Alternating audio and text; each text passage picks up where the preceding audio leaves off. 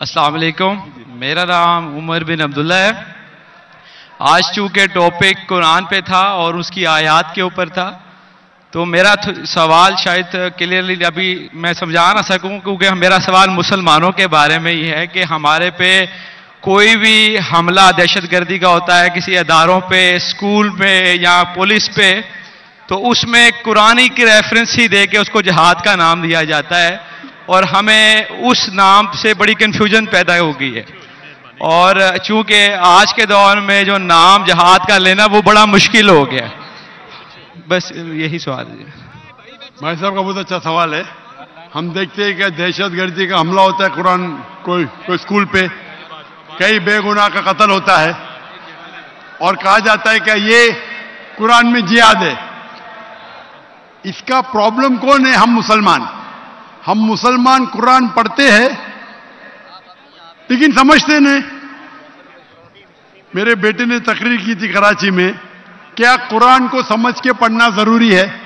اگر ہم قرآن کو سمجھ کے پڑھیں گے اور قرآن کو سمجھیں گے تو کوئی بھی دہشت گرد آپ کو بیوقوف نہیں بنائے گا۔ آپ بیوقوف بن جاتے کیونکہ وہ دہشت گرد بولتا ہے کہ اسکول میں اٹیک کرو، بچوں کا قتل کرو، آپ جنت جائیں گے۔ یہ جتنے دہشت گرد ہیں نا، ان کو غیر مسلمان اکثر غیر مسلمان ان کو سپورٹ کرتے۔ غیر مسلمان سپورٹ کرتے اسلام کو بدنام کرنے کے لیے، ان کو پیسہ دیتے اور قرآن کی آیت کو آؤٹ آف کانٹیکسٹ غلط حوالہ دے کے پیش کرتے۔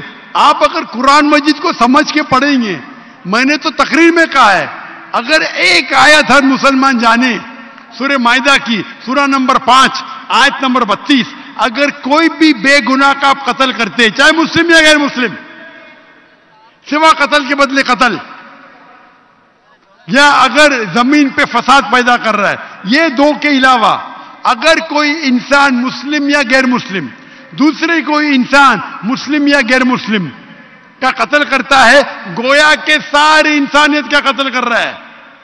اور اگر ایک انسان دوسرے انسان کا، چاہے مسلم یا غیر مسلم ہو، اس کی جان بچاتا ہے تو گویا کہ ساری انسانیت کی جان بچا رہا ہے۔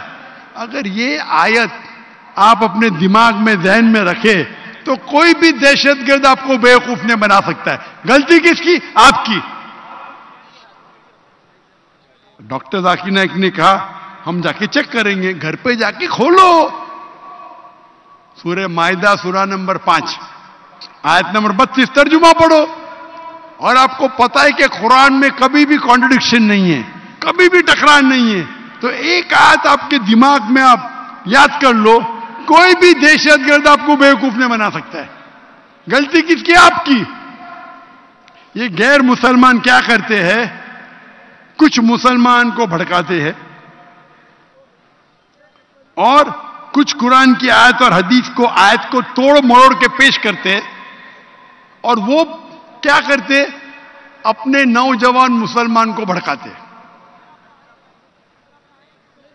اس پہ تقریر دی ہے میں نے، اس ٹیررزم مسلم مونوپولی، ایک تقریر کی ہے میں نے، دہشت گرد اور جہاد اسلام کے پس منظر میں، دیکھیے آپ، اور ڈیٹیل میں آنسر دیا ہوں میں۔